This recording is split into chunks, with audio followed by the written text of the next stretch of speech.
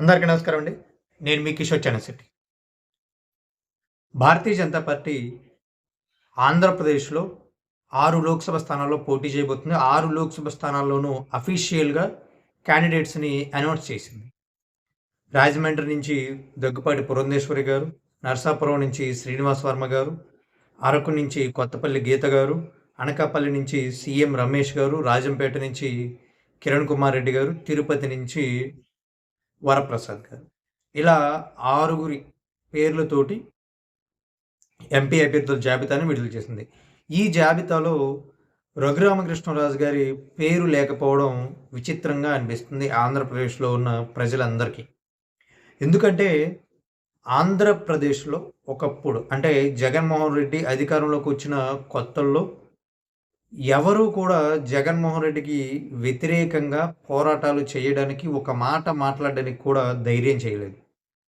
మొట్టమొదటిసారి విశాఖపట్నంలో sand March నిర్వహించి మొదటిసారి ప్రత్యక్షంగా భారీ ఎత్తున నిరసనని తెలియజేశారు పవన్ కళ్యాణ్ గారు. ఆ తరువాత రఘురామకృష్ణరాజు గారు సొంత పార్టీ ఎంపీ అయినప్పటికీ కూడా రఘురామకృష్ణరాజు గారు జగన్మోహన్ రెడ్డి గారితోటి ఉన్న కొన్ని మనస్పర్ధల కారణంగా ఆ పార్టీకి వ్యతిరేకంగా పార్టీ అధికారంలోకి వచ్చిన సంవత్సరం నుంచే పనిచేయడం మొదలుపెట్టారు. సో, అప్పటి నుంచి జగన్మోహన్ రెడ్డి గారికి, రఘురామకృష్ణరాజుకి మధ్య వైరం మొదలైంది. మధ్యలో బాగా గ్యాప్ వచ్చింది వాళ్ళిద్దరి మధ్య. సో, రోజులు గడిచే కొద్దీ ప్రెస్ మీట్స్ పెట్టడం విపరీతంగా రఘురామకృష్ణరాజు గారు, ఆ తర్వాత కోర్టుల్లో బెయిల్ రద్దు చేయాలంటూ కేసులు వేయడం, ఇలా రకరకాలుగా రకరకాల మార్గాల్లో జగన్మోహన్ రెడ్డి గారికి, అలాగే రాజు గారికి వీరిద్దరికీ మధ్య ఉన్న వైరం పెరుగుతూ వచ్చింది. సో, దీంతోటి రఘురామకృష్ణరాజు గనక చట్టసభల్లో ఉన్నా, లేదా రాజకీయాల్లో ఉన్నా మనకి ఇబ్బంది అనే ఆలోచనతోటి డైరెక్ట్‌గా రఘురామకృష్ణరాజు గారు అడుగుతున్న ప్రశ్నలకి సమాధానాలు చెప్పలేకపోయిన జగన్మోహన్ రెడ్డి గారు రాజద్రోహం అనే పురాతన కాలానికి చెందిన ఒక యాక్ట్‌ని రఘురామకృష్ణరాజు గారి మీద ప్రయోగించి అరెస్ట్ చేసి, ఆ తర్వాత ఆయన్ని హింసించి చివరికి హత్యా ప్రయత్నాల వరకు వెళ్ళింది.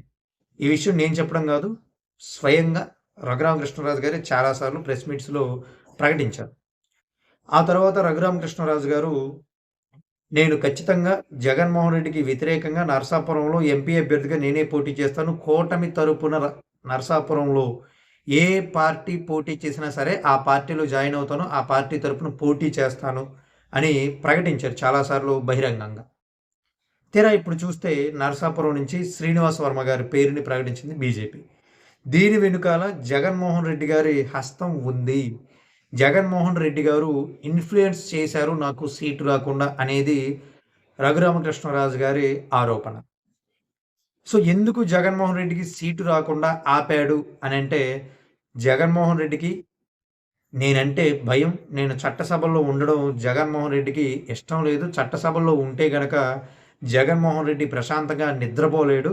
సో, ఆ కారణాల చేత ఆయన భారతీయ జనతా పార్టీ పెద్దల్ని కొంతమేర ఇన్‌ఫ్లుయెన్స్ చేసి నాకు సీటు రాకుండా ఆపగలిగారు అనేది రఘురామకృష్ణరాజు గారు చేస్తున్న విమర్శ. మరి ఈ విమర్శలో నిజం ఉందా? లేదా? అని గనక ఒక్కసారి ఆలోచిస్తే నిజంగా భారతీయ జనతా పార్టీ పెద్దలు జగన్మోహన్ రెడ్డి గారి మాటలకు ఇన్‌ఫ్లుయెన్స్ అయ్యే స్థాయి ఇప్పుడు ఉందా?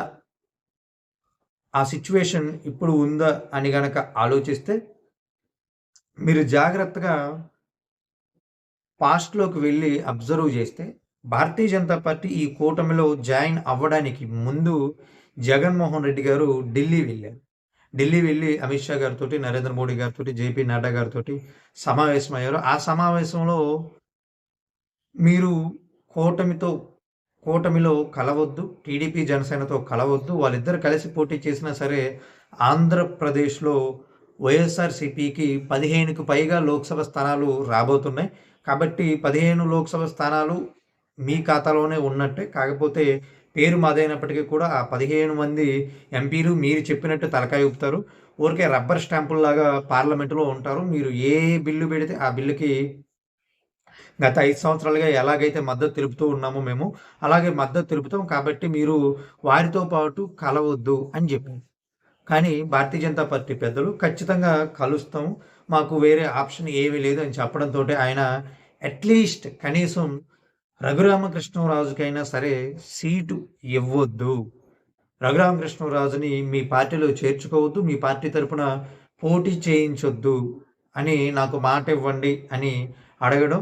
ఆ మాట తీసుకొని ఆయన మళ్ళీ తిరిగి ఆంధ్రప్రదేశ్‌కి రావడం జరిగింది అనేది ఇప్పుడు సోషల్ మీడియాలో బలంగా వినిపిస్తున్న ప్రచారం. ఎందుకు భారతీయ జనతా పార్టీ పెద్దలు జగన్మోహన్ రెడ్డి గారి అభ్యర్థనని అంగీకరించారు అంటే, ఇప్పటికీ కూడా జగన్మోహన్ రెడ్డి గారు రేపు ఎలక్షన్స్‌లో ఓడిపోయినప్పటికీ రాజ్యసభలో మాత్రం జగన్మోహన్ రెడ్డి గారికి బలం ఉంది.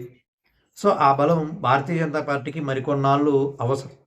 అందుకోసం కొన్ని విషయాల్లో భారతీయ జనతా పార్టీ పెద్దలు జగన్మోహన్ రెడ్డి గారి అభ్యర్థనలను, రిక్వెస్ట్‌ని యాక్సెప్ట్ చేస్తున్నారు. అలాగే కొన్ని విషయాలు చూసి చూడనట్టుగా ఉంటున్నారు అనేది వాస్తవం.